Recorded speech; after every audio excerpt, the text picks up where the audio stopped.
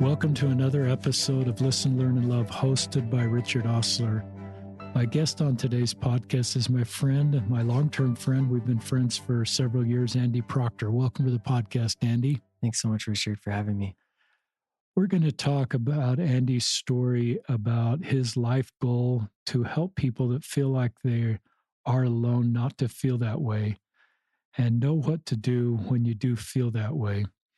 Will you restate that goal, maybe, Andy, in your own words for our listeners? Absolutely. I think a lot of people who a lot of people in general, but a lot of people specifically who are going through some sort of a faith crisis or transition often just feel so lonely. I know I did. Yeah, I want to help people to just know that they are not alone and share a little bit of my story to maybe help people to know that they, first of all, aren't the only ones, and also maybe some tools to help them. So if you are feeling alone, if you're going through a faith crisis or faith transition within our church, if you want to help others that are going through things like that, Andy has great insights for you. Andy, will you introduce sort of your education and professional background to our listeners?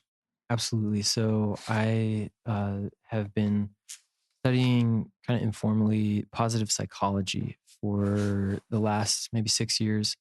I studied psychology in my undergrad as well, social psychology, which has been even longer. But I am certified positive psychology practitioner, also a professional life coach and TEDx speaker coach too. And I just love helping people to find their purpose and to really share it out there with the world and to live their personal mission. I believe everybody has a life mission, and I think it brings a lot of happiness to find that. Tell people at the beginning of the podcast, we'll do it at the end, how to find you. So you can just find me on my Instagram. If you're on Instagram, More Happy Life is the handle, and then morehappylife.co is my website. You can find me there. You can also, if you listen to podcasts, obviously you listen to podcasts, you're listening right now.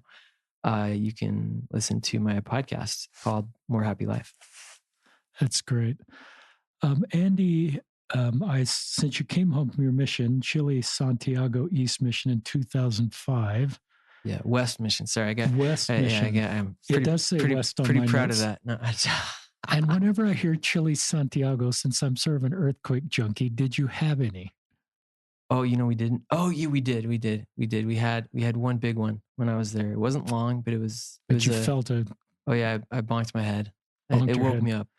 I don't want to hear anybody dying in earthquakes, but I'm fascinated with plate tectonics. But we will not have a podcast about plate tectonics today.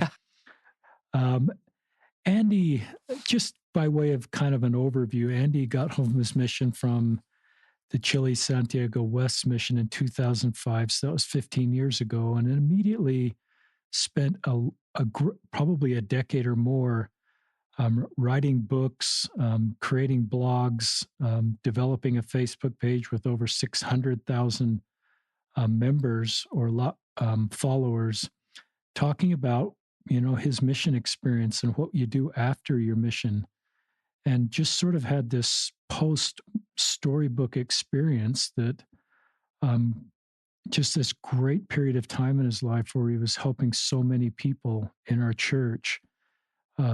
And then you had some real curveballs that came your way. We're going to talk about those that generated a faith crisis, faith transition.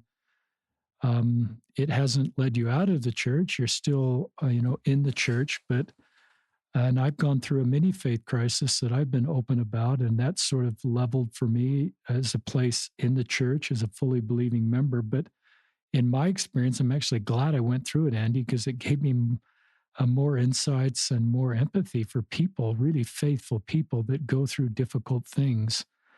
And you're willing to share some of that. Is that okay for an introduction, just an overview? Absolutely. Yeah, thanks. Let's, for this first segment, before we kind of get to curveballs that came your way, talk about, and you're going to be too modest to do this in a way that it should be done, but talk about what you did after your mission. You know, I was so proud of my mission. I believed in preach my gospel like probably more than any other missionary alive. It came out while I was on my mission. I was just like so obsessed with it. I thought it was amazing. I wanted to write a book afterwards that was basically um like preach my gospel for returned missionaries. Um I wrote one of the chapters of that book uh, that ended up being about purpose and finding your purpose after the mission. And your mission, it's called Live Your Mission, because I struggled so hard to find what was next. You know, I even wrote a blog post. It was an April Fool's joke actually on the LDS Missionaries blog, where we released it on April Fool's, and it was this. We said it was like one of those joke blog posts where the title I think was church announces the missionaries can return missionaries can unmarried return missionaries can serve second mission upon approval from bishop or something like that. It was and it just went viral because so many people thought, what, is this real? And I think a big reason why is because and I saw this in hundreds of comments from people, was that they just hadn't really found a new purpose that was just as powerful as what they had on their mission. And I felt that so much. And so that's why I wrote the book, Live Your Mission. You have a mission, and how do you find that? There's a lot of tools of how to find that in the book. Um, and so I think it's really important to do so. But that was one of the things that I did. I loved doing what I like to call online missionary work. I was working a lot with a lot of different groups, More Good Foundation, as well as Clayton Christensen, the late Clayton Christensen's group with Reed Davis, and a lot of just amazing people trying to help spread the gospel on the internet. Use the power of social media and the internet. And I learned how to do SEO and all this stuff just so that I could, do that. And it was really cool. So I also have a background in those things, digital marketing. Um, but yeah, I felt so passionately about doing all that and helping, and that was a huge part of my purpose. And actually discovered my mission, my life mission, when I was sitting in an institute class, an Institute of Religion class at UVU. I didn't go to UVU, but the institute's awesome there. And Karen Hepworth actually was my institute teacher. She probably didn't know who I am, but she was teaching about life purpose. And she said something around the effect of, Russell M. Nelson said that his purpose in life was to save the life of a prophet. And then she asked the question, what is your purpose? And that just hit me so hard. And then she let us sit there for like 20 minutes and just write, thinking about that. And I remember feeling like I had this almost like this download, that came to me really clearly what my purpose in life was, which is to be a powerful voice for good inside and outside of the church, to help other people to find their purpose and remember who they are, and to be fun and awesome, loving husband and father. This is kind of a threefold mission. And so everything I've done since then, that was in 2009 after I came home from Jerusalem. And I just checked it with that purpose. And it's been so helpful to find that. And so this online missionary work stuff and all those things, it's always been a part of my mission, to do that, to be a powerful voice for good, inside and outside of the church. And so I think I continue to do that now. I'm really trying to do that with positive psychology now, both inside and outside of the church, to be a powerful voice for good, to help people. And I think specifically right now, when I was studying positive psychology through the certification program, I felt so strongly that I just needed to help people who are going through faith transitions like I have gone through to remember that despite the uncertainty, you can still build a really good life and um, and tell yourself a really positive story inside your own mind. Because you can either say, you know, um, I I have a good life, but gosh, it's so hard to deal with this uncertainty. Or you can say, it's really hard to deal with this uncertainty, but gosh, I have a good life. It's same statement, totally different story. And I think I just I so I created some resources for people who are struggling with faith transition using positive psychology, research backed principles to help you to build that good life, regardless of what you're going through, of not knowing, because it's hard. Sometimes you may never know, and it's really hard to get to that point of admitting that sometimes. Really hard. But yeah. Talk about um, some of you've talked about the book called Live Your Mission. Talk about some of the blogs, the names of the blogs, just so some of our listeners are going to be familiar with those, Andy.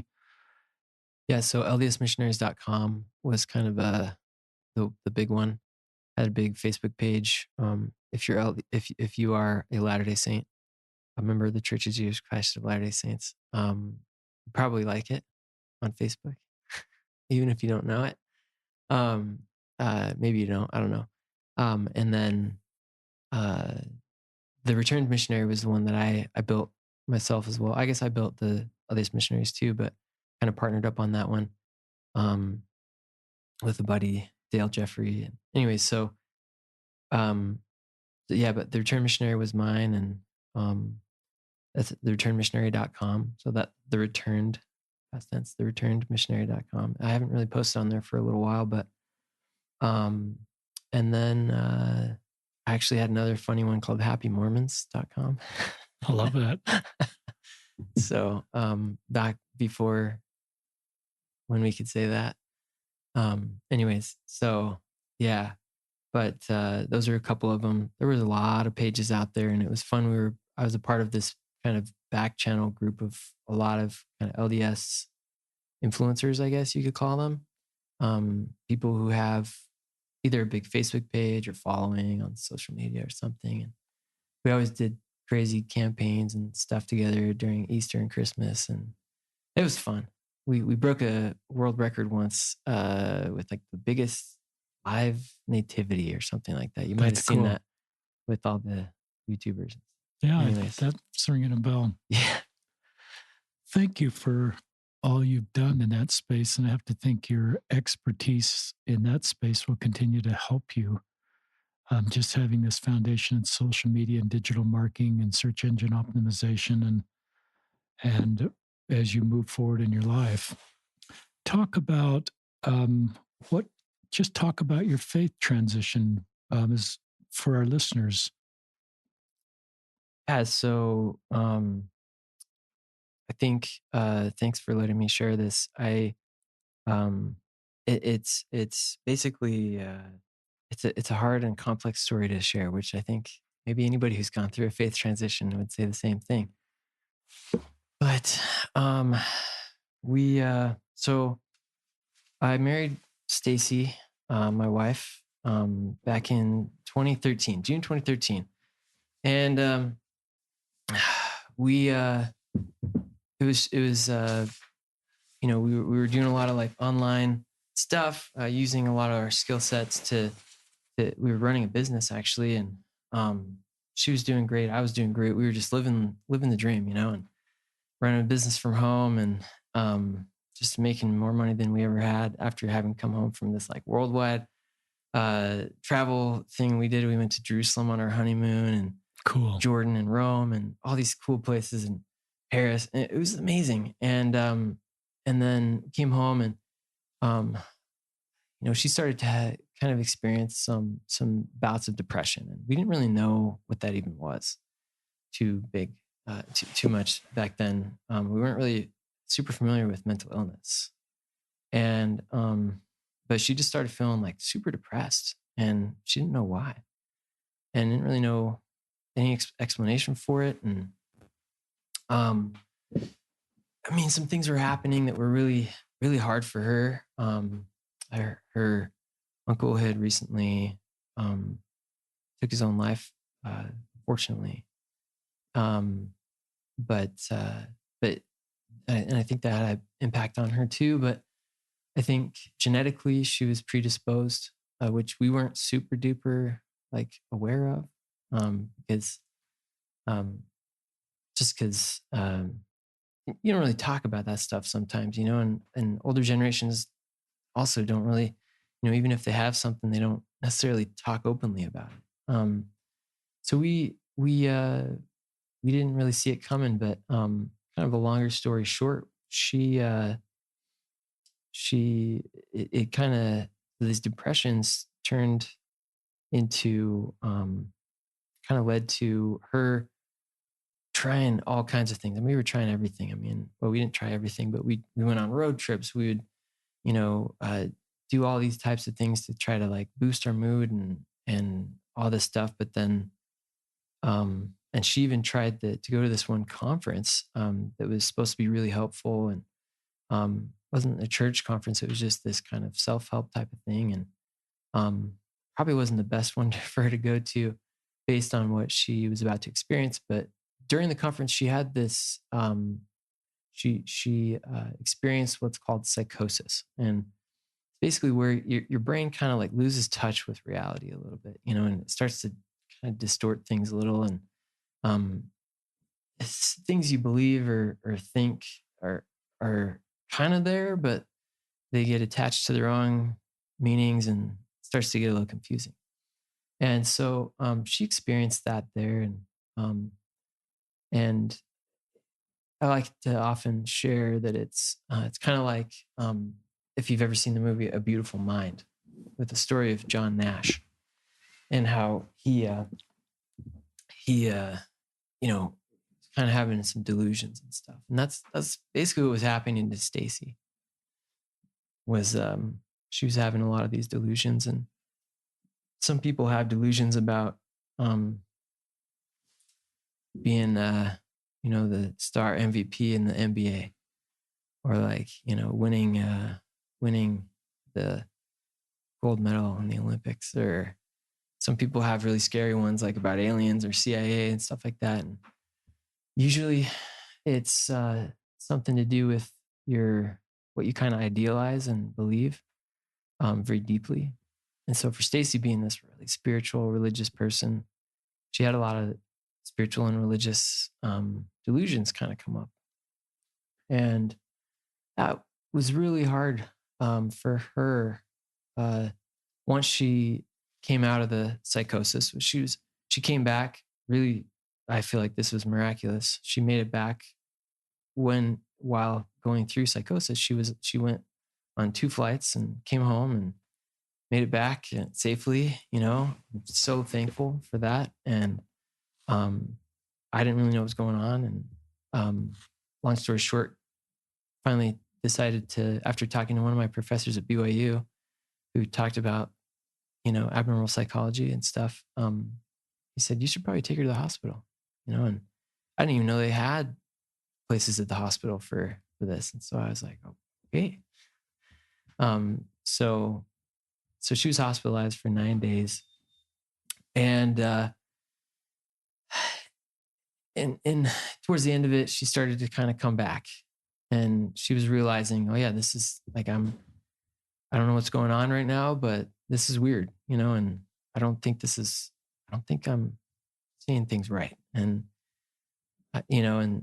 but she was starting to remember everything. And I mean, she was still Stacy, just loving and kind and musical. I mean, she even played the piano in the hospital, and she was singing and stuff, and so She's just, she's an amazing person. And so that also kind of comes out during psychosis, which is kind of funny. Um, but, uh, but also, things like, she really wanted to, when she was in the delusion, she really wanted to, get a divorce so that she could marry Jesus. And I always said, hey, that's hard to compete. I can't really compete with that. But let's go ahead and wait on that one, Good. and let's wait. And so she said, okay, we'll wait. And things like that I think are a little bit hard to listen to when most of the time you deal with people who are very well, mentally. And Stacy is most of the time very well, other than that one occurrence, she's well mentally. But I think sometimes people who have uh, an experience with psychosis, or some other people have schizophrenia, other people have other things too, and it's scary. It's scary for the people who go through it, and it's hard to talk about. I think it's hard to talk about Yeah. in the church. It's already can be hard to talk about in the church with people with just depression and anxiety.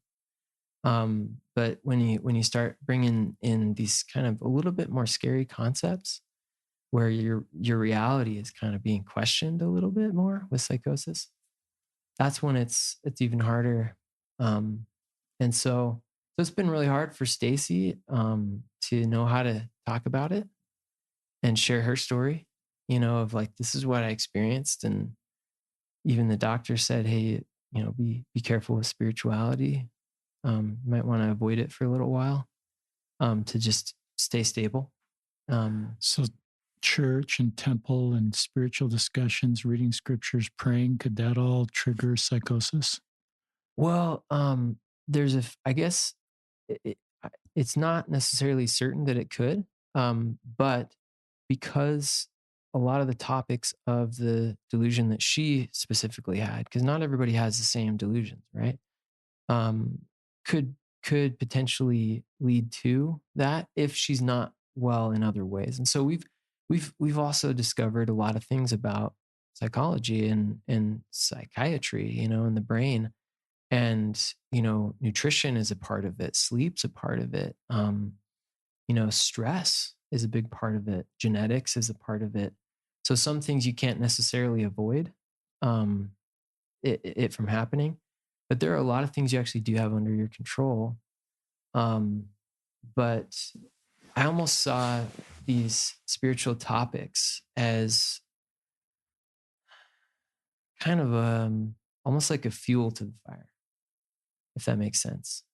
And so, because we believe in hearing voices, and like in the LDS doctrine, hearing voices, and even like the most elect, or spiritual, or I guess righteous, can even see God, and kind of see um, the Savior, and that's almost seen as something that's just ultra special and ultra um, sacred, um, and that I think we almost really hope for.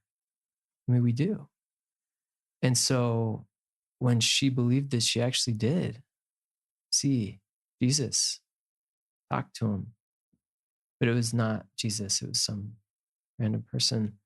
Um, and even hear the voice of God, um, and it wasn't the voice of God. Like, it's really hard to just go back to idealizing those things as goals, when it's scary to try to figure out, okay, so how will I actually know that it is God when Mm-hmm. it does happen?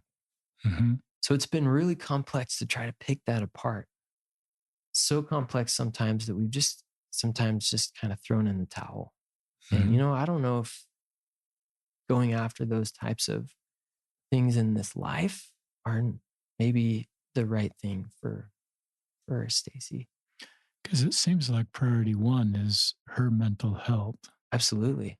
Yeah. And then you've got to navigate spiritual discussions, spiritual experiences, conversations around that. And this is Yeah. obviously something you've never had an owner's manual to do. And I'm not No. sure there's anybody that, Yeah. unless that you could reach out to say, well, this is how I'm managing it in my marriage and this is how it Yeah. works. This is just all, uncharted territory. And you're Yeah. probably really alone It feels in so much alone. Yeah. in processing all this. It can feel very lonely. And gosh, if you've gone through this, I feel for you. I know very few people who've actually reached out to me, who have gone through a very similar experience, who Good. are members of the church, even.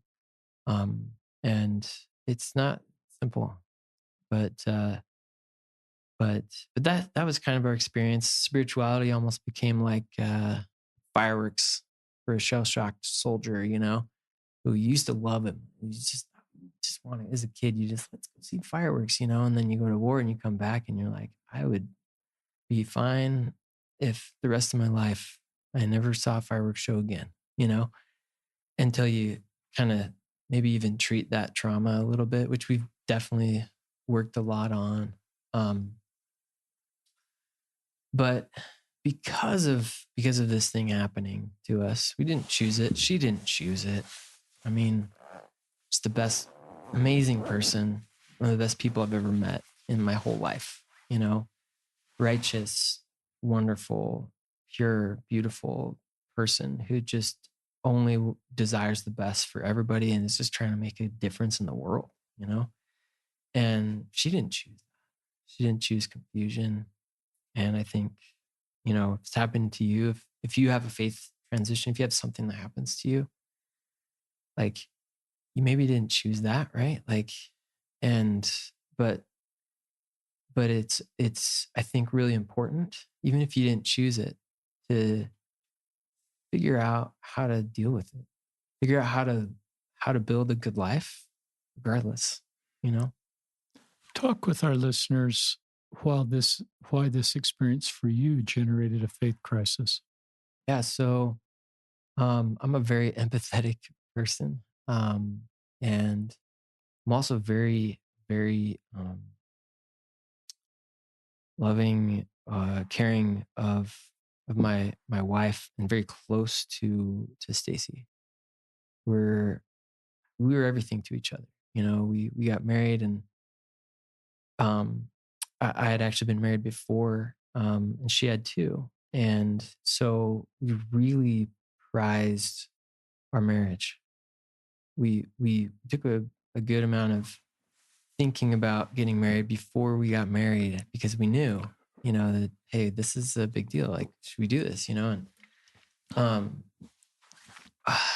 and so for me, I think, feeling so close to Stacy, and then seeing her go through this and just why would there be this thing that happened to somebody who's so good? I mean, I look at myself, right? And I'd be like, well, yeah, I could see it happening to me because like I'm a total sinner. Like or not, total sinner, but like I'm like not, this amazing person. I'm probably getting like, I don't know, like a C plus in sainthood or whatever. I don't know, maybe a D minus, huh? I doubt that. but like, you know, but she was like the most innocent, amazing, just wouldn't hurt to fly, like just constantly trying to do good for other people. And like happened to her, and I thought, why would God allow somebody's idea of God to be so confused that it became traumatic inside their minds? Is it that those people are um, just not able to access God in this life? And if that's the case, like, are they just given kind of like a free ticket to the celestial kingdom? You know? Um, and so that was kind of one of my questions is like, well, are they kind of, you know, just like there are other allowances, I think, with people who have other kind of disabilities and things, mental disabilities, where, there, I think, even policies that talk about how, they don't even need to be baptized. And So I just wondered of like, okay, so does that mean that like somebody who goes through this later in life, do they get that too? Because it's so traumatic? Um, anyway, so it just, and studying psychology, at BYU, we talked about complex stuff that kind of didn't make sense with some of the things that we believe. And for me, before I was, and I'd watched documentaries, I'd read things, and I'd had kind of a exploration before too of kind of things that made me question, but I never really like approached them because I thought, well, it doesn't really apply to me. Like it doesn't affect my day to day. I'm eventually I'll probably figure it out, even if it's after I die, you know. It's okay. And that was for me a better way to live, at that time. But then when this happened, it introduced so much nuance to me that I didn't really know how to deal with the day to day, to where I just, and it even had an impact on me personally. I started having anxiety and panic attacks because I It's honest. didn't know what to do. I didn't know how to help.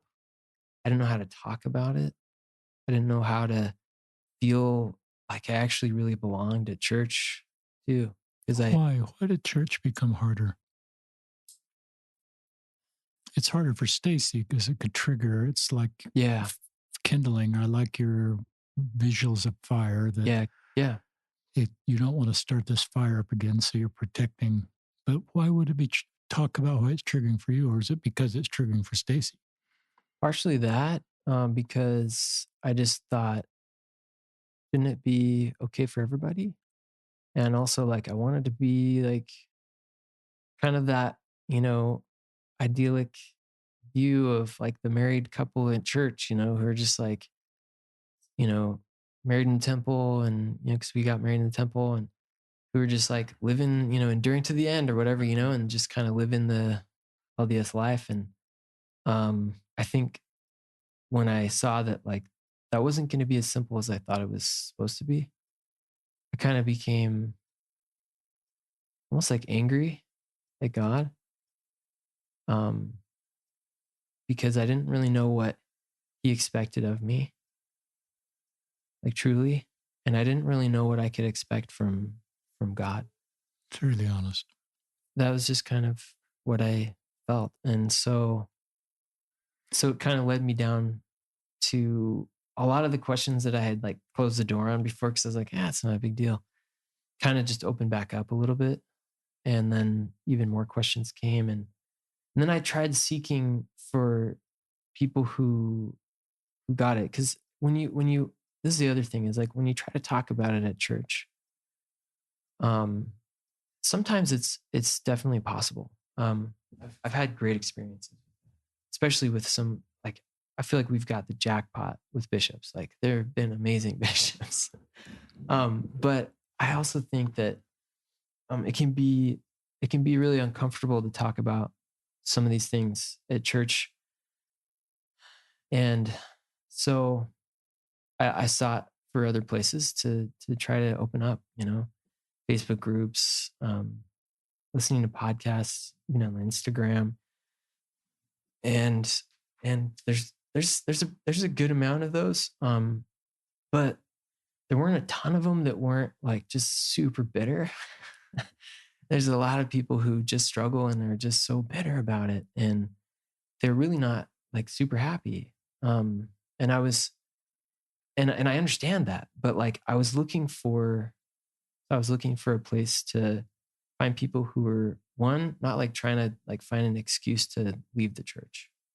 Not that like I hold that against anybody. Like I do not judge. Like I am totally loving and accepting of everybody in their journey, wherever they are.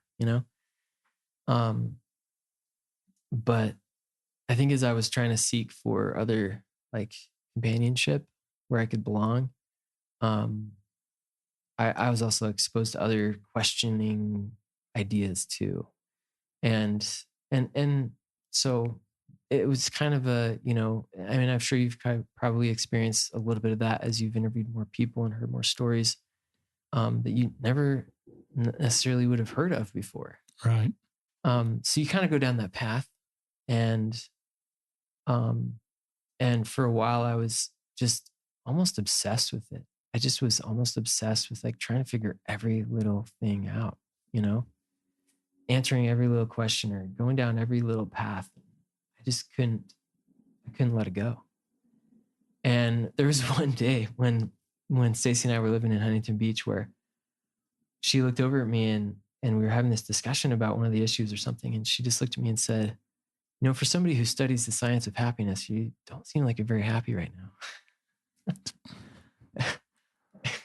And I, that really impacted me, you know? I was like, you know, you're right. And so I started thinking about it and thinking, I just really want to find a way to go through this in a better way and build a good life. Like, even if I never find out the answers, even if I never figure it out, even if I don't know how to really feel comfortable at church or feel comfortable, like doing all the things I used to do really comfortably and like I was really good at, like I was an amazing Sunday school teacher or elders quorum president or whatever. And I just loved it and I was in it and I was fully that, you know? And I think it's just, it's different now. And so I've had to grieve that a little bit. And I'm still kind of hopeful. I've told you this, but you know, um, I kind of describe myself as both a believer and a doubter, you know, fully. It's like, I can't get rid of my identity that I had. I loved my mission. It was an amazing experience. I mean, just so cool, you know, such a beautiful rite of passage for a young man and or a young woman, you know, like to go through. And I know it's not like not everybody has an amazing experience on their mission, but like my mission was just life changing. I mean, the only other thing I can compare it to is when I studied um, at the Jerusalem Center, at BYU Jerusalem Center. I mean, it was just amazing, right? And I'm never gonna say that it wasn't amazing because of a doubt or a question. Like it was, or you know, there have been miracles that have happened to me that are like I can't deny those things, even though I don't know how to explain a lot of stuff right now.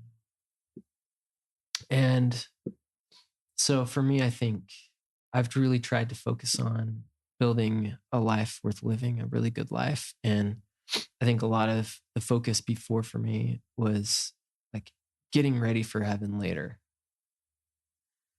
But now, like, I'm really trying to build heaven now. That's cool. Like, you start now, you know? And I think for somebody who's going through a faith crisis, there's so much pain.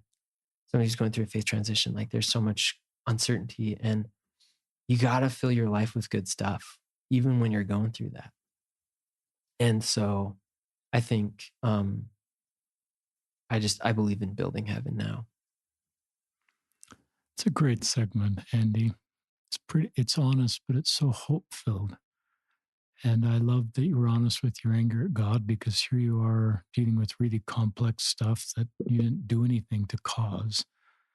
And it's just rocked your world. And now the whole church experience has significantly changed this organization, this belief system that you've consecrated decades to, that's been the balm of Gilead, that's been your go-to place, that's been just all the very best verbs I can use to describe it, is flipped on you.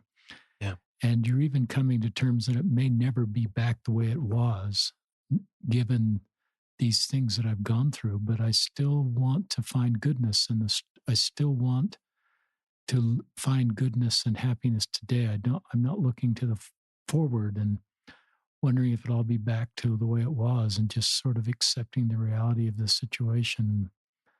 It's pretty thoughtful.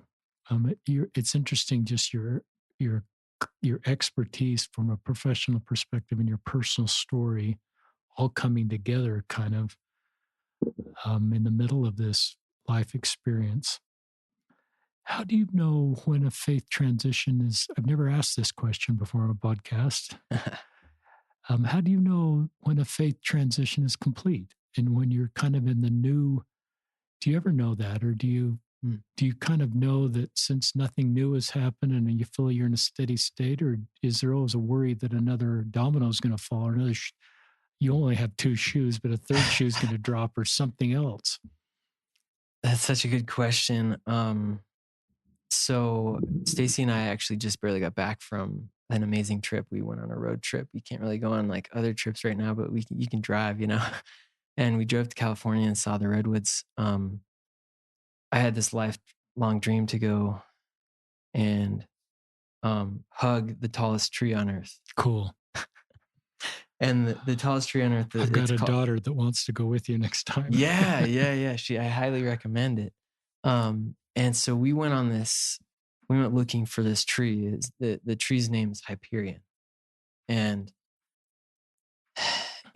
as we were going, you know, on this hike, it was like we we had to get a permit to go, you know, and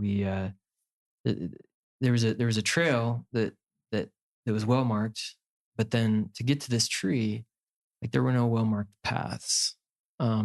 There, even though we saw a few other people kind of hiking up this little kind of the unknown trail, like there wasn't really much guidance. And we got like really wet and dirty. We had to cross a river. We hiked up a river and we didn't really know where we were going. I mean, we were just following breadcrumbs from National Geographic, and it's kind of kept a secret because they don't want people to know where it is, so that they don't vandalize it. And so I won't really share where it is either. But like, it was rough. It was hard getting there. There were some paths that kind of led off that we thought were the right path. We went up them. These kind of false positives, you know, we're like, that wasn't where it is. And so we had to come back to the river and get all wet again. And then finally, like I remember we got there and we found it and it was unmistakable. It was a massive tree and matched the pictures that I saw and looked up and we touched the tree. 800-year-old tree. It's 380 feet tall, taller than the Statue of Liberty, you know? Wow. And just kind of hugged the tree. I just sat there laying up and looking up from the forest floor and thinking, this is beautiful. And I share that story because I think it's a lot like, just to kind of answer your question about faith transitions, do they ever end? You ever know, when do you know when you're through it? I don't know if if there is a way to say that it's ended, but I think that hike to Hyperion really taught me a lot about faith transitions because it was almost like it's not marked path. There's a few people kind of wandering in and out, but it's not like there's this sign that says, here's where you go. And there's this book that's like, okay, it's, fourth of a mile this way. And then you see this tree and then you go up and whatever. It's unmarked path, unmarked territory.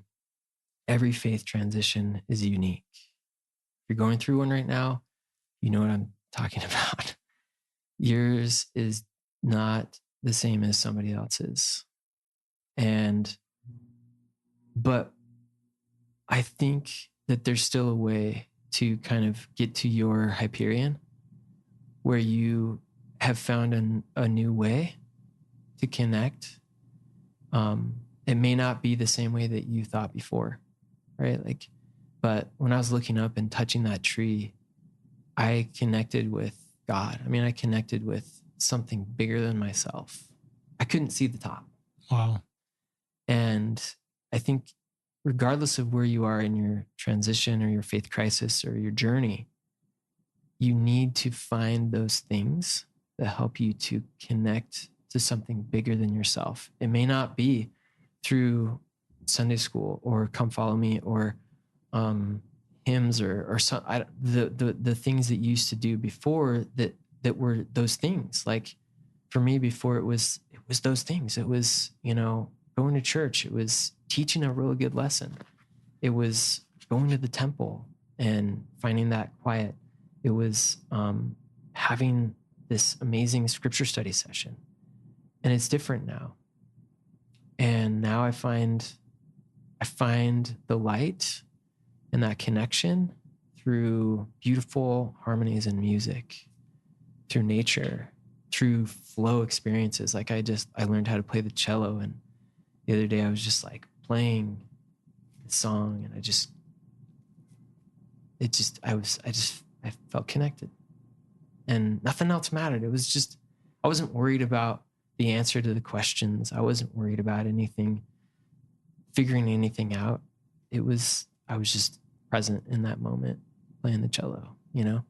So it may look different from before. And I don't know if you'll ever know, or like, I don't know if there's a way to say, yeah, now you're through it, you're good, you know, like you can't, like, you know, green light. But definitely as you go, seek for those things that connect you to the inner wisdom inside yourself. You have it in you. Whether you believe that that's the Holy Ghost or not, it's still there. You know, it's still there. You've got wisdom inside of you. And I think it's so important to do the things that help you to connect to that. And you know, you're going to go through aspects of the transition for the rest of your life. It's kind of like grief from the death of somebody that you love. It's going to keep popping up forever as your whole life. But, you know, at some point I think you'll need to get to the point of decision on a new you. And you can create milestones or kind of, right, like mark your own trail to help you symbolically transcend in your mind from the old you to the new you.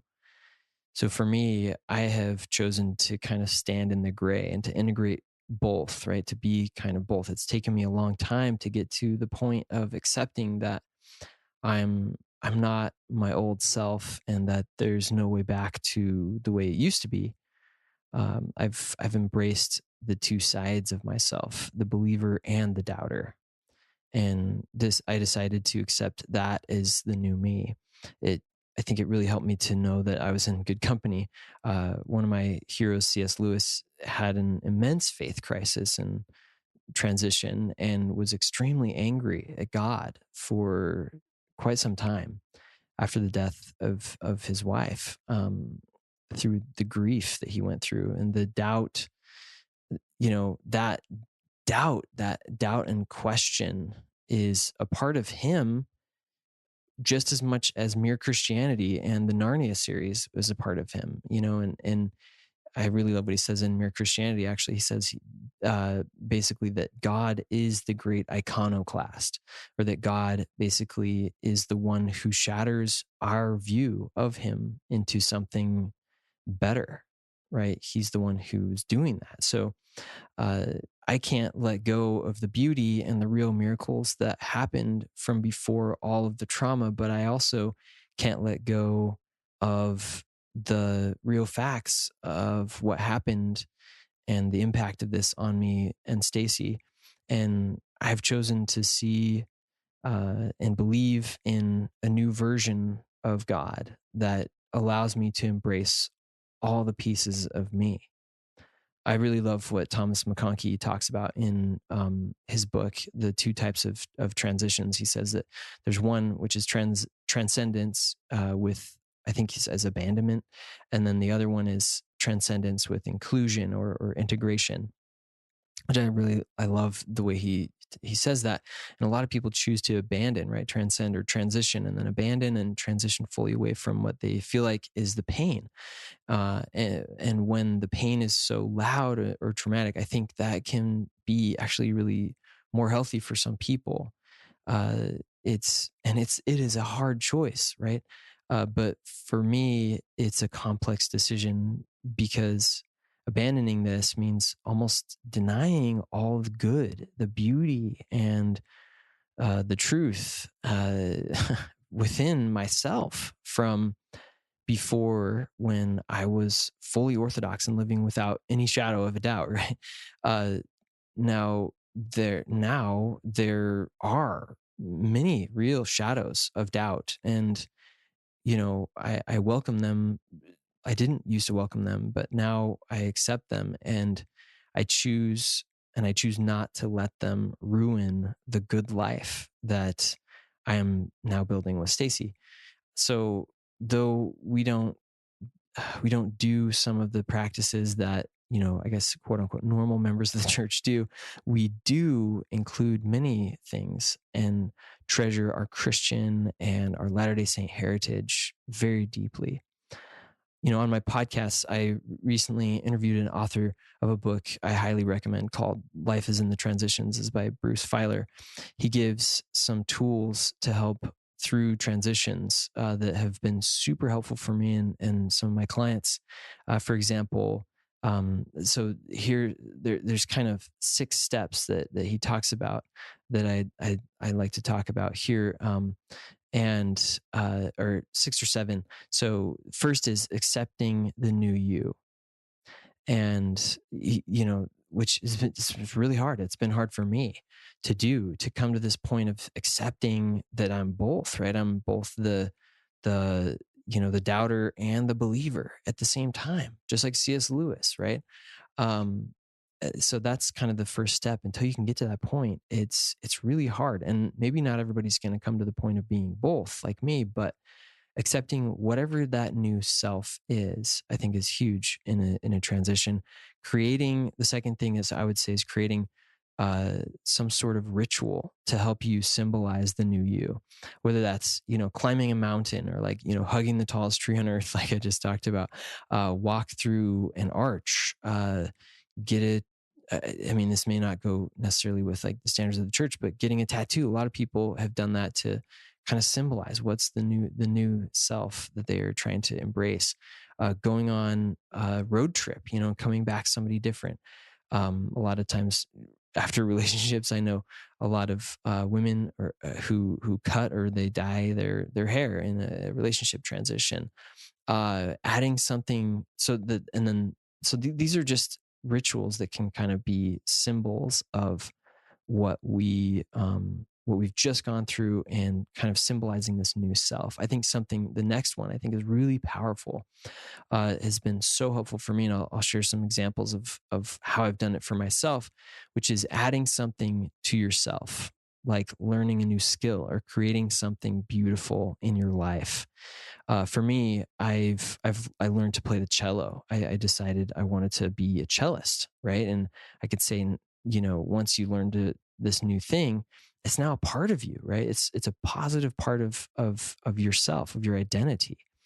So whether that's learning a new instrument, or painting a picture, doing something creative, getting trained or educated in a pathway to move you toward your ideal life, just adding something to your identity that is positive is so helpful through these transitions, because you look back when you're going through this transition, and if you abandon what used to be a huge part of your life, it's so hard, because you don't what do you have to hold on to of yourself, right? If that was your whole identity. So adding new things to yourself, your identity, is huge.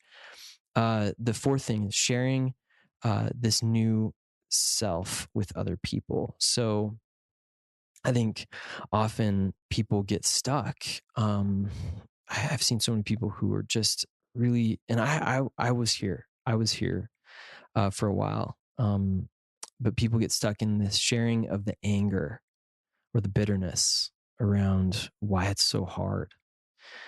You know, it is hard. But what if we accept, the new self, and add something beautiful to ourselves and share that side of ourselves with others?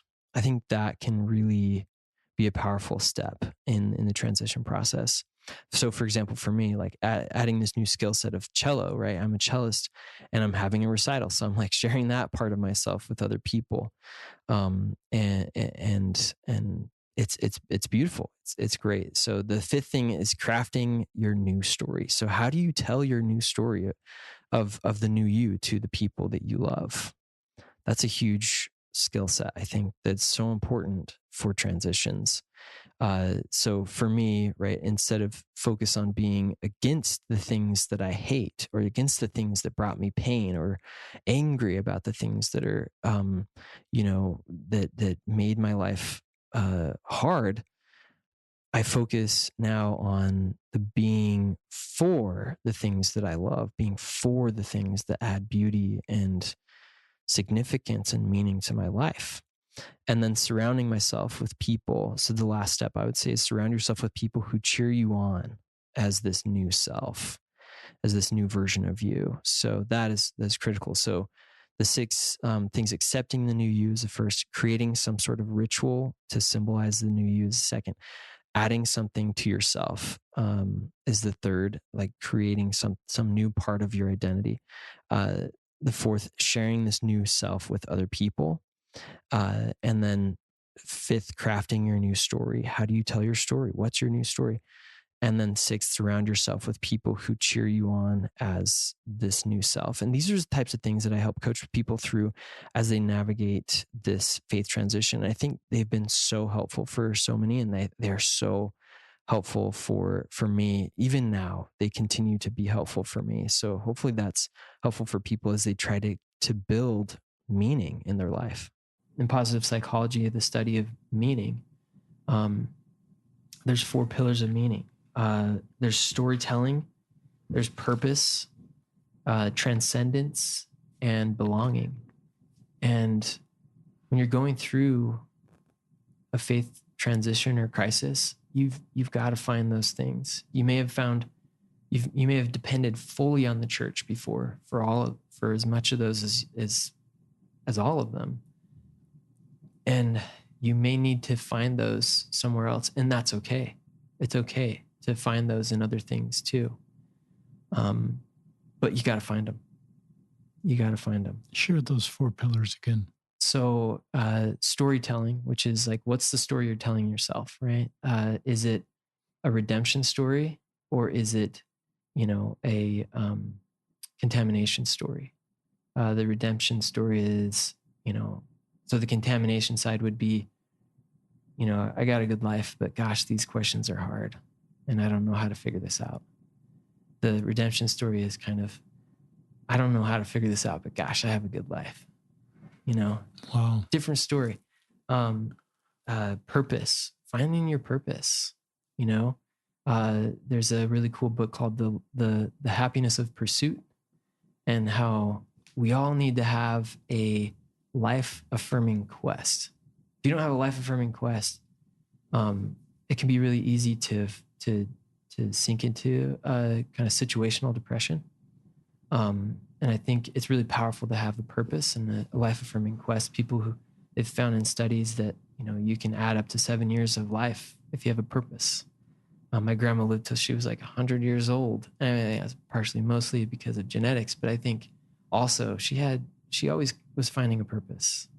And sometimes I think church-wise, that often happens for us without us doing anything, because we get on these long back-to-back church callings that sort of drive that purpose without any proactive effort on our part. They're demanding callings. I don't want to minimize that, but it's often something we don't have to proactively do it. But I've recognized that for some people, that isn't part of their story, and so I've wondered, even of our own culture, if we haven't learned the ability to go do that outside of formal callings that come our way. Absolutely. And as a missionary, you have a paragraph that you can memorize. It tells you exactly what your purpose is, right? My purpose is a missionary, and you can fill in the blank right there. It's right in the first chapter of Preach My Gospel. But as adults, as returned missionaries, as empty nesters, as whatever, it doesn't matter what stage of life you're in. You gotta find that. You gotta have a purpose. Seek after it. It'll make your life so good. I really love that, Andy. And some of those show up on our LDS Tools callings, but right. Yeah. My feeling is we need to develop self-worth, not necessarily around our church calling, but around what you're teaching is just core purpose. Absolutely. And church calling can be a means to core purpose, but the core purpose is what is, Yeah. And so I really like that. Yeah. Cause there's like an overarching purpose to life, right? That if you are, fully believing in the plan of salvation and everything, and the doctrine, that's kind of this overarching kind of more greater lens. But like, what is your purpose? Like if Russell M. Nelson's purpose was to save the life of a prophet as a surgeon, right? Like, what's yours? What, or at least right now in this chapter of your life, like what's your life affirming quest? I think it's really important, especially when you're going through a faith transition and you're kind of losing sight of like a lot of stuff and trying to reconstruct what do you believe and even maybe parts of your identity. You gotta, it really can be super helpful to do that, and find your purpose again. Go through the last two. I think those, I got just sidetracked on number two. No, you're good. Yeah. So transcendence. And like I said, before I used to find that in scripture study, and boy, was I a scriptorian. I mean, I still know them. But whether that's temple attendance or whatever, all those things that you maybe before were just so, that's where you'd find the transcendence. Whether that's where you find it or not anymore, you need to find it. Like, go touch the tallest tree on earth, or you don't have to hike all the way to Hyperion, but you can go to the redwoods and drive through it, and if nothing else, go to the ocean, go to do nature, anywhere in nature. I mean, you can find beautiful transcendence in so many things. Just contemplate space for a couple of minutes and galaxies. I mean, there's so many ways to connect. I love listening to complex harmonies in music. Just really connects me to something bigger than me. And it's beautiful. Cool. Playing the cello. Anyways, so find something that helps you to find that transcendence. If it's not what you used to find or where you used to find it. And then belonging. Belonging is so important. And I think it can be really hard when before you used to feel that at church, where you belong and now you still want it. And so you try to fit in. And Brene Brown talks about the difference between like fitting in and belonging, right? And you really have to find somewhere where you can belong, which means that you can tell your whole self, be all of you, and still feel loved and accepted and seen. And so if you don't feel that at church or within the social groups that were the religious social groups that you used to be a part of more commonly, you got to find it somewhere. And I would challenge you. I would challenge you to share it with people at church. Share it with your bishop. I mean, I know some people have had bad experiences, but I mean, I think you might be surprised. What have your bishops, you've had good experience, you mentioned earlier. What have your bishops done if there's bishops or local leaders listening, saying, I want to do the right thing when someone like Andy opens up? What did they do? I mean, they listen. One of my bishops, just so awesome. Well, so I can tell a couple stories, but one he said, you do whatever you need to do, and I am with you. And you, whether you come to church some days and some days you don't, like, you're good. Like, and I love you, and I think you're amazing. Sometimes you may need to go to church. Sometimes you may need to not go to church. And whatever it is that you need, and this is like when I was going through all these like panic attacks and stuff, and I would get them at church sometimes, which was the worst. And my bishop was amazing. He just said, hey, I'm with you all the way, and no matter where you end up, I'm your friend. And I'd love to stay in touch. I loved that. That was beautiful. And if I could maybe even, I guess, end with or I don't know how close we are, but with talking about that feeling of love and friendship. I mean, this is something that I want to actually study more in depth. It's friendship. I want to do a doctoral study on adult friendship, because I think it's so important. I think it's actually the vehicle of love. But I think love, if you can sit with somebody and love them for long enough, there's actually research that shows that you're gonna bend. And there's like political research, right, where people are on two different sides, and they, one sees one way, the other sees the other way, and but if you share with them enough, and if you love them enough, both of you will actually start to bend. I mean, it's documented. It's fascinating. And I think love is so powerful and because I think faith crisis and faith transition isn't just a faith crisis, it's a social crisis, which I think is one of the hardest parts of it, right? And so I think if you can just love people, like love the heck out of them, no matter which end you're on, right? Like I've shared with my parents a lot of my faith transition stuff, and they're as orthodox as you can get. They're amazing people. And they are just so loving. And I've tried to be as so loving as I possibly can too. And that love, despite we're a little bit in different places, has been what's kept us together. And I really, really want to keep those relationships.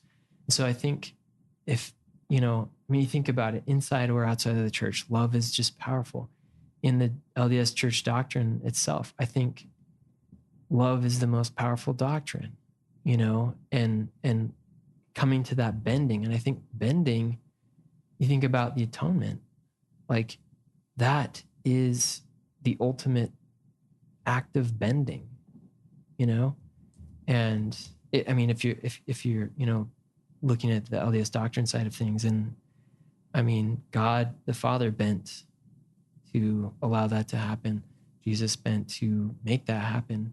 And I think if we can love deep enough, hard enough, we will bend, and the people, the relationships that we have that matter the most to us will also bend. And I think we'll be able to get through it. So hopefully that kind of brings it together with belonging, because I think you really need to feel that belonging. I love that belonging. And I've certainly, in my own, some of this is reminding me of my own faith journey. It's stabilized. I haven't really changed much in a couple of years, but I've learned sweet spots for me and things that are less sweet. And I've learned how to manage that. Yeah. Church, I do feel some anxiety, even though I'm in an incredible ward, on Saturdays, knowing that church is coming and just knowing some of the conversations I might hear that kind of are hard on me. And I just know that might come, and they're probably not hard on me, but since I have so many LGBTQ friends, I'm kind of hearing it through their ears. And I just, I'm a temple worker, and that experience I really enjoy. And I've thought, well, why is church sometimes a little harder and the temple not hard? And I've one of the things I've concluded, Andy, at least for me, is I know everything I'm going to hear in the temple. It's very scripted. I don't have a lot of interaction with the other temple workers. And so there's nothing. So it's more of a balm of Gilead experience for me. Yeah. I've noticed I read the scriptures through different eyes. I don't read them anymore to kind of find the latest little bit of trivia, which is helpful at times, but it's more, what is the scripture teaching me about how to serve others? And so I've just recognized I've changed. And sometimes I don't fit in as well because I'm processing things differently. That's not to mean I'm processing it better than my fellow Latter-day Saints. I'm just processing it differently, and I don't quite fit in as much. Yeah. And so I recognize that. And that's a real thing you're talking about. Yeah. I love this idea of love just anymore, because I just think that is the doctor. I was looking for an Elder Uchtdorf quote about his quote about love, that just is the thing that binds us together. It heals wounds. Just teach us more about your thoughts on love. One of the most powerful exercises in positive psychology And in actually Buddhism, it's an ancient practice called loving kindness meditation. And maybe you've heard of it, but it's something where you picture somebody who you really care for so much. It could even be an animal or a pet, but it's somebody who you just care so deeply for. And then you hold a picture of that person in your mind, and you just wish really good things upon them. There are 4 wishes in this tradition that are just really powerful. And there, may you be happy. And you picture this person like almost like a video in your mind of like, what is this person that I love so much? What does it look like for them to be happy? May you be happy. May you be healthy. What does it look like for that person to be healthy? May you live with ease. What does it look like for that person to live with ease? May you be safe. What does it look like for that person to be safe? And as you think of those things, you wish those good things upon that person, it actually changes the way the person doesn't even have to know that you're doing that, but it changes your brain chemistry to where your whole body relaxes. Your brain actually works better. Everything, like your peripheral vision even increases. All these amazing things in the body happen. And that's all because of love. So it's pretty cool to know that like, it's not just spiritual, but it's psychological. It's scientific, it's your health. And it can improve heart health. I mean, there's all these amazing things that can happen from just doing this loving kindness meditation that people don't even know that you're doing, and focusing on them. And the reason why I bring that up is because I think as you're going through this, it can be easy to feel like God has forgotten you. I know I felt that sometimes. Like it doesn't work anymore or something. Like it's like heaven turned off the Wi-Fi or changed the Wi-Fi passwords. I don't know what the Wi-Fi password is anymore. I'm like, well, I don't even know how to connect, and It's honest. It's really honest. Sometimes it feels that way when you're going through it. And so you got to know how to love yourself.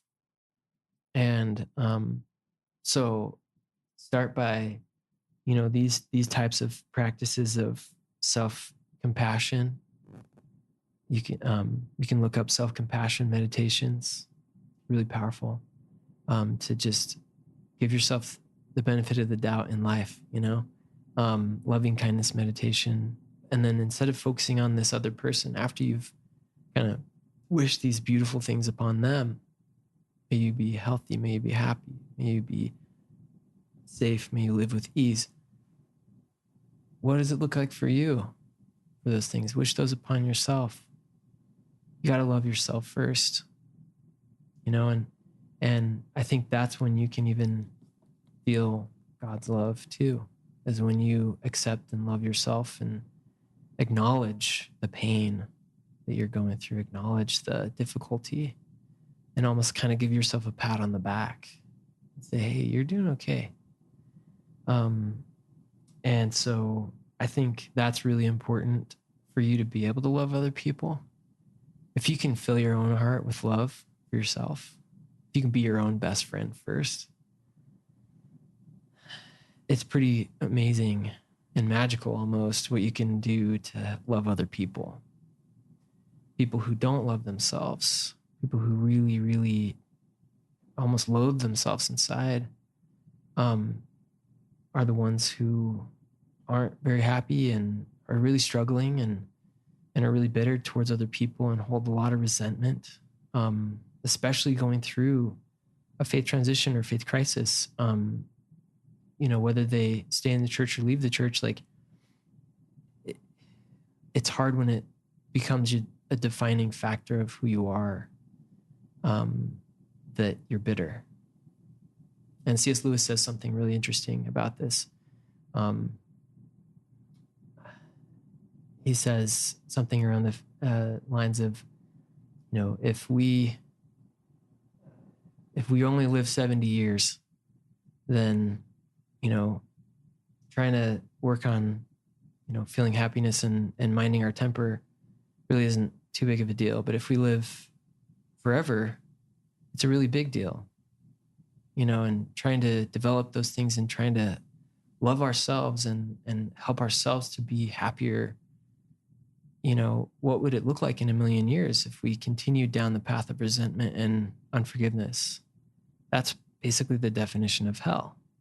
If we live forever, which that's what we believe, then a little blip in our little faith transition in this life, we got a long time to figure this out. And so start by loving yourself and giving yourself the benefit of the doubt in life and give yourself credit for what you are going through, because you may not get it from anybody else because it's so unique in a faith transition. But give it to yourself. And because I believe that God would give it to you, even if you can't feel that right now. Some really beautiful things you're sharing with us, Andy. I love what your bishop said. I thought that everybody could do the same thing, because I think your bishop basically said, I trust you. And I just trust you, Andy, and I love you and I trust you, and you're going to know how best to navigate this. And I'm giving you a pretty wide latitude to do that the best way you can. And I think that's what heavenly parents are doing for us right now in mortality. So I hope if I were your friend, your parent, a bishop, a spouse, a child, that I would respond to the same way. Because I think what your bishop did is what we all should do in a situation like that. Because I think I've just learned to give everybody the benefit of doubt. They're doing the very best they can with the situation that they face. And I love also your thoughts on self-compassion. Somebody said, when you're a wounded person, you wound others. Yeah. And I think we need to love ourselves. And that is something that's maybe back to square one, is to just, and I do believe that our worth is set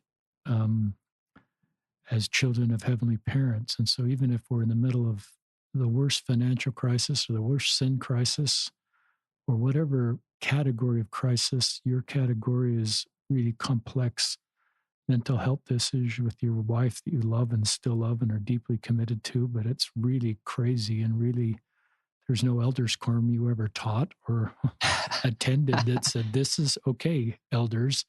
This is what happens when something like this happens. So I just think that, we just have to, love ourselves and be very kind to ourselves. Sometimes in our Puritan LDS culture, or just culture, we're kind of stiff upper lip, and I don't think we inherently think we deserve to love ourselves, because we look in the mirror and see all our faults and see imperfection. But I just believe heavenly parents love us unconditionally. Nothing we can do can take us outside the circle of their love, and so we ought to do the same thing for us. Yeah. Nothing we can do should take us outside of our love for ourselves. Yeah, I fully agree with that 100%. And I think of all the positive emotions of happiness, joy, gratitude, pride, healthy pride, inspiration, serenity, amusement, I think love is kind of the mother of all positive emotion. And you're going to do yourself a favor if you can feel that for yourself, and you'll find it in abundance for others when you find it for yourself first. And so, yeah, and I really think that friendship too. I think friendship is really the vehicle of love. So, like I said, be your own best friend first, but love other people through friendship too. We've got about 5-10 more minutes. I did find Elder Uchtdorf's quote, so I'm going to read it. Just following up exactly what you're teaching, Andy, because love is the great commandment. It ought to be at the center of all and everything we do in our own family, in our church callings, in our livelihood. Love is the healing balm that repairs rift in personal and family relationships. It is the bond that unites families, community, and nations. Love is the power that initiates friendship, tolerance, civility, and respect. It is the source that overcomes divisiveness and hate. Love is the fire that warms our lives with unparalleled joy and divine hope. Love should be our walk and talk. And I just, I, I've worried a little bit culturally that there's this imbalance where we talk more about obedience than love. Mm. And I believe in obedience. I want my listeners to know that I'm a fan of obedience. Yeah. Because we get blessings from obedience. But I've almost worried that we've, at the expense of talking about obedience, we haven't talked enough about love, and that we're all a little wounded, and the atonement of Jesus Christ can heal our woundedness, and love is a big part of that, and the belonging we can feel with others and the true friendships you're talking about. Then I'm going to read another quote here by Henry Norwin, a Catholic priest, and all these quotes are in this book I wrote that I've referenced in the podcast. Over the last few years, I've become increasingly aware that true healing mostly takes place through the sharing of weakness. Mostly, we're afraid of our weakness and we hide them at all costs and thus make them unavailable to others, but often to ourselves. And in this way, we end up living double lives against our own desires. One life in which we present ourselves to the world, to ourselves, and to God as a person who is in control, and another life when we feel insecure, doubtful, confused, anxious, and totally out of control. And maybe you felt that at church, and that's why church became hard. Yeah. The split between these two lives can cause a lot of suffering. I've become increasingly aware of the importance of overcoming the great chasm between these two lives. It is amazing in my own life that true friendship, this is just what you're teaching, Andy.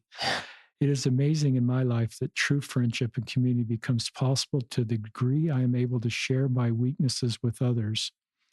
And I would even use a different word, weaknesses, just the realities of our life.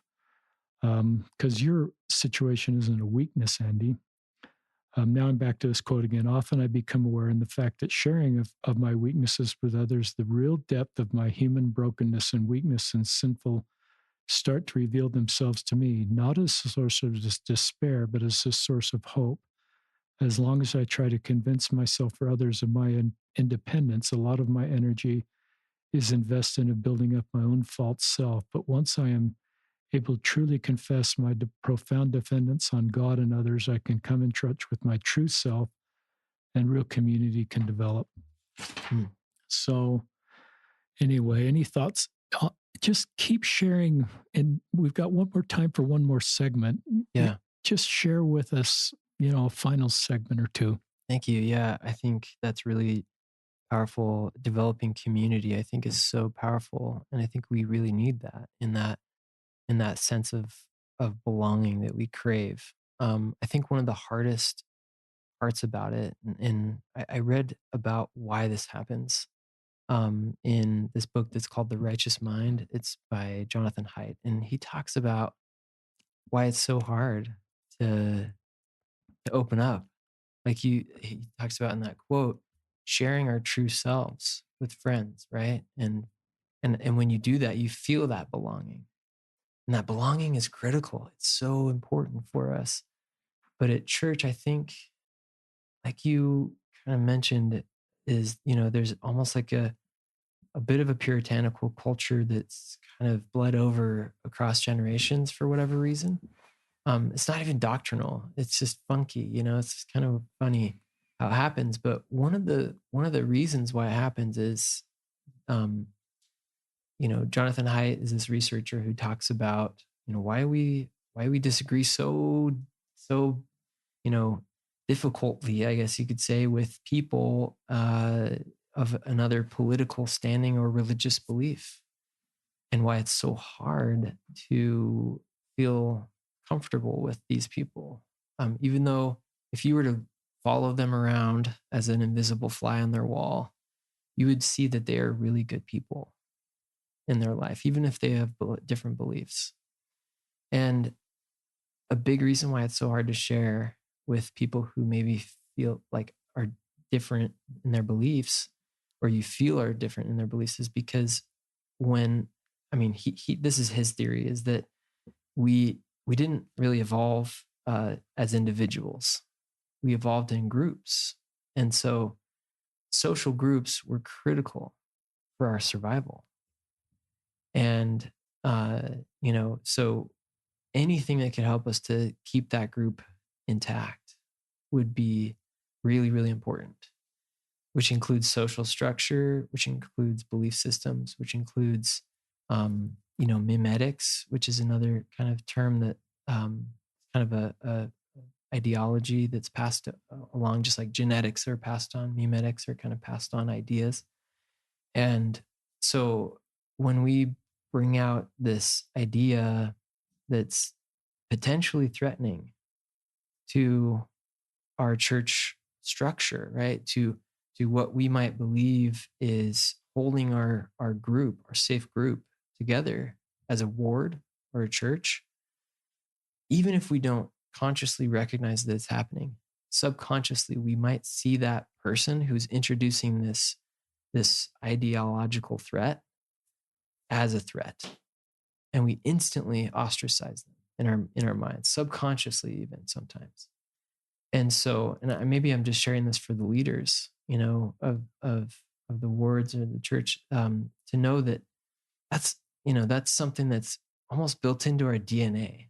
And I know some people maybe aren't as friendly with the idea of like evolutionary theory, but you know, if you read about it, we evolved in groups and we survived as groups, and being a part of a church group, feels really safe. Feels really safe.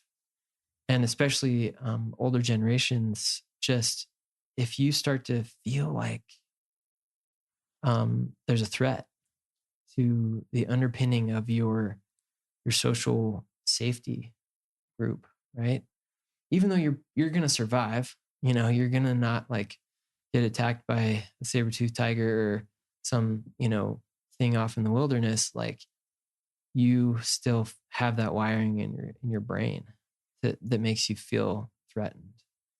And so if we can just remember, like we're talking about love, then we can overcome those fears and those threat responses that are real. We're humans. We have threat responses. And it's okay as a member of the church who's not having a faith crisis to feel afraid. It's okay. Like just feel your feelings, and if somebody who is having a questions or whatever brings something up in class or on an email now, because a lot of churches over email and Zoom sometimes these days, um, it's okay if you feel a little bit threatened or afraid. But maybe pause for a second before you think about, trying to correct that or change the way they think or something, and think about the scripture that says, perfect love casteth out all fear. Because it is scary, right? That's a fear response. It's a threat response. We have fear. It's evolutionary, whatever you want to call it, like neurological. And we're afraid of our social group being threatened. But remember, perfect love casteth out all fear. Like you can overcome fear and that threat response by just remembering, they're human, just like I'm human. And I can love them. And maybe they have a different idea, but it's maybe because they've just gone through something really difficult. And so I don't know if that will help somebody who's on the other end of this, who's just trying to understand and think, why does this happen? Why is it so hard at church to talk about stuff like this? Why is it that people who are going through these things don't bring it up? Because they perceive that they will generate a threat response in people in their safety group, in their minds. So, but I think love, once again, is the answer. So I think that we can focus on love and I just want to maybe, I don't know. I just want people to know that there is a way to build good life, regardless of uncertainty. I remember I was in I was in a hotel room in the middle of the night in Singapore on this like business trip a couple years ago when I was just struggling. I was just not, I didn't know what to do. And I woke up and I wrote this poem that I called A New Heaven. And for us, it's been really hard to really, bank on this like heaven someday kind of an idea, and like really connecting with the spirit and trying to seek out voices and hearing revelations, because it's so hard for somebody who's gone through psychosis. It's just the reality. It's hard. And so I thought, what would heaven look like if we just built it now? And I wrote a poem about it, and I don't have it memorized or anything, and I don't even know if I have it here, but it was just about building a good life now. And I maybe I want to share this quote really quickly from the founder of positive psychology. I love positive psychology. It's the science and study of human happiness. What makes humans thrive? How can you build the good life, right? How could you build heaven now in this life today? And he says this, he says, positive psychology takes seriously the bright hope that if you find yourself stuck in the parking lot of life with few and only ephemeral pleasures, with minimal gratifications and without meaning, there's a road out.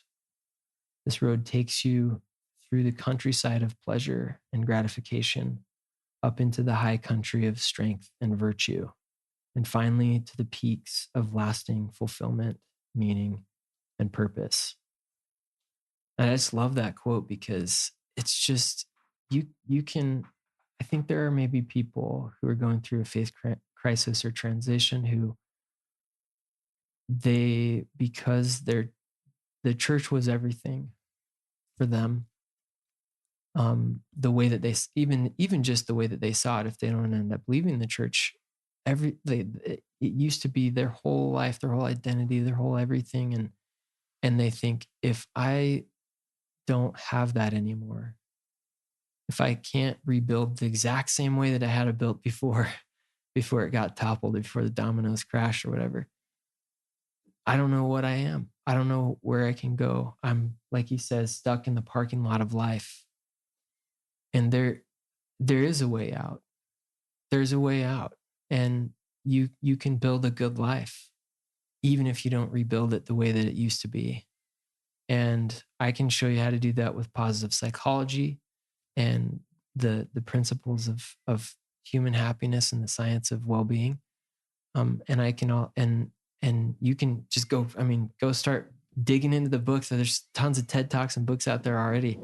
But it's okay to build a beautiful and amazing life without knowing, and just living in the uncertainty. And like I told you, like, I'm kind of both. I'm a believer and a doubter. And I'm kind of just in like, and that's funny because the scripture says, if you're lukewarm, then like I will spew thee out or whatever. And I'm like, well, I've probably already gotten spewed out, but I believe that there is a way to build a good life. And I see millions of other people out there, hundreds of millions of people who are happy and who don't necessarily worry about all these things every single day. They have their own worries, and you're always going to have something, to worry about. And it's going to be a struggle. There's obstacles always, but hope, at least as defined in positive psychology, is like knowing that you can have a better future, and knowing that you have the power to make that so. Also understanding that there are multiple pathways to that future, and that all those pathways come with obstacles. That's true hope, at least in positive psychology definition. But you got to have that hope. And there's definitely a way out of the parking lot of life. And if you're thinking that you don't really have hope and that you can't rebuild the future and that you're just stuck because you don't know how to solve the questions that you have, build a good life, build heaven now, and maybe you'll figure it out someday. But if you don't, then at least you had a good life while you were here. Remind people how they can connect with you, and some may want to have you help them as their coach or as their whatever the right vocabulary is. Tell our listeners how to contact you again, Andy. Yeah, so you can find me at morehappylife.co. That's my website. And then you can also, if you're on Instagram, it's just More Happy Life. You can listen to my podcast that's also called More Happy Life. And yeah, those are all places you can find me and connect with me. I have a lot of free resources if people want to just, take a course for free that helps you boost your positive emotion or learn about positive psychology. The podcast is obviously free forever. But if you're needing an extra hand, which I've needed a lot, I've loved having therapists and coaches um, as guides along that trail towards the big tree. You sometimes need somebody to help you, point you in the right direction, and encourage you and keep you accountable to love yourself and um, move into the life that you really do want. And I'd be honored to help people in a limited way. I don't have a ton of space, but I'd love to help if I can. This has just been a great podcast, Andy. One of the very best ones we've done. I just love you, brother. So much respect for you and your honesty, your vulnerability, your integrity. Your life is very different right now than you hoped it would be. But I think it's a great life. And I love this term you keep coming back to, good life, regardless of the uncertainty. And to really enjoy right now, I'm reflecting on my mission mother in England, Katie Ivory, Sister Ivory, throwing out candy in the middle of a zone conference. And she just said, you have to enjoy today. You have to enjoy the moment. You can't just live for, once life starts, once I'll be done with my mission or married or done with college or financially sound. And that's really what you're teaching is build the good life now, build heaven now. I love the way you take the word heaven, which is something in the future, and say, let's bring that in today. Yeah. With uncertainty, with difficulty. I love your love of your wife. We talked about her before we went live, and you've talked about her during the podcast. And Stacy, if you're listening, I can tell you've got a husband that loves you and loves being around you and loves everything about you. And your journey is unique. And I'm kind of speaking to everybody with mental illness, but I think you're some of our heroes, and the things that you walk and the things that people around you learn make us all better. And this is a thriving marriage with complexity, and it gives us hope for all marriages. So, Andy Proctor, on behalf of all of our listeners, I'm just deeply touched. You have a life mission ahead of you. You're a pretty young guy in your early 30s, maybe mid 30s at the most, and you're going to be helping a lot of people going forward that need a lot of the things that you understand firsthand, and you're learning and you're continuing to learn as you want to pursue a PhD. So keep following your dreams because you're a healer. And thank you, our listeners, for joining us, for joining Andy and I on another episode of Listen, Learn, and Love.